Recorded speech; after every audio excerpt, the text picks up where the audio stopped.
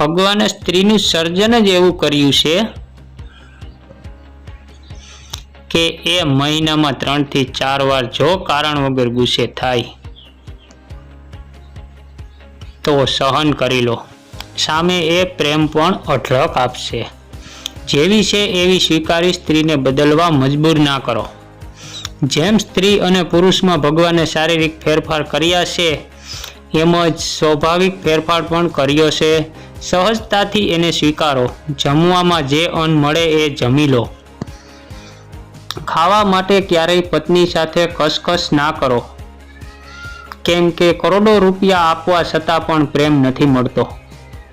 24 કલાકમાંથી 20 કલાક પત્નીના બની રહો એનો, પરંતુ તમારા માતા પિતાને પણ 4 કલાકનો સમય જરૂર કાઢવો, કેમ કે એ છે તો તમે છો.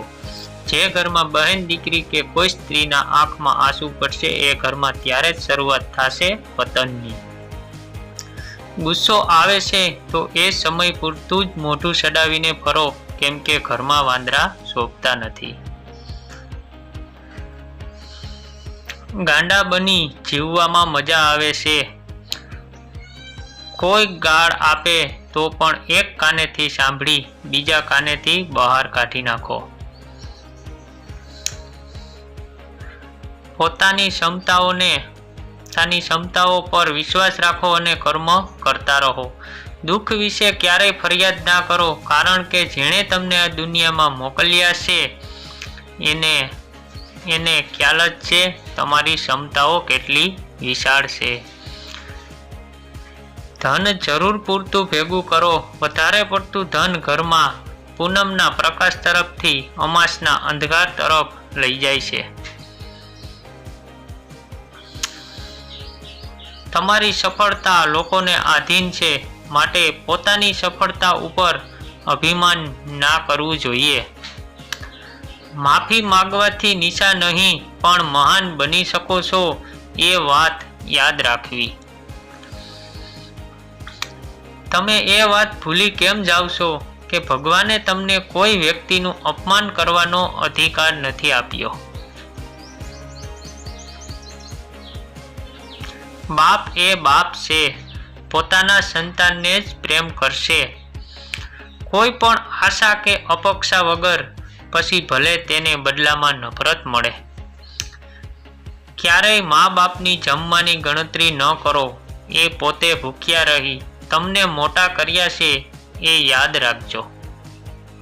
જો તમારે કોઈ માનતા માનવી હોય તો ગુસ્સે નહીં થવાની માનો.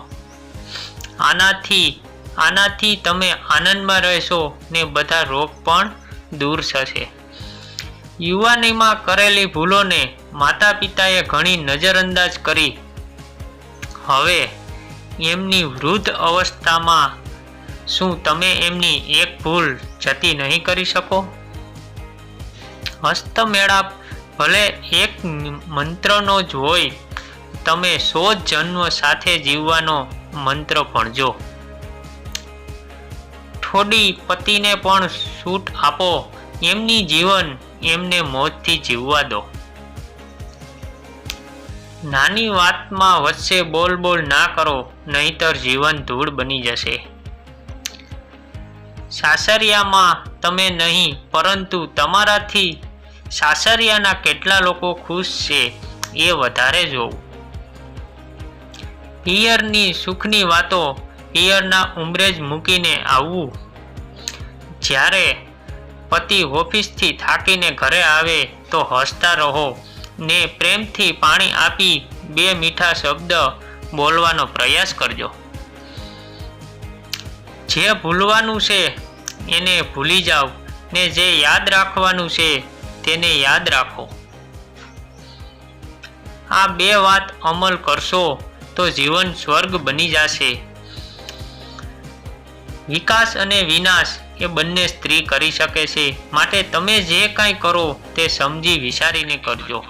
મિત્રો, આ વિડીયો સારો લાગ્યો હોય તો લાઈક, શેર અને કોમેન્ટ કરીને જરૂર જણાવજો.